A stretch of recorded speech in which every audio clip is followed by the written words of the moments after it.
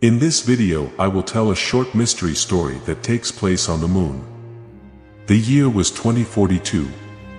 It had been more than 50 years since the first man set foot on the moon. But the dark side of the moon was still an unexplored mystery.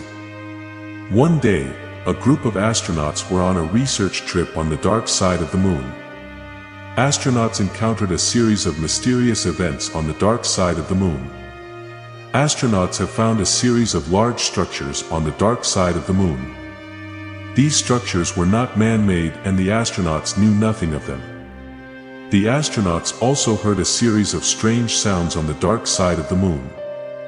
These sounds were not human voices, and the astronauts could not find their source. They encountered a series of mysterious events on the dark side of the moon.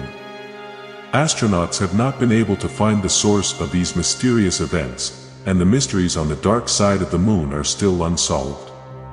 The astronauts could not find the source of the mysterious events on the dark side of the moon. However, the astronauts thought that the source of these mysterious events was a civilization living on the dark side of the moon. They continued their search to find the mysterious civilization on the dark side of the moon.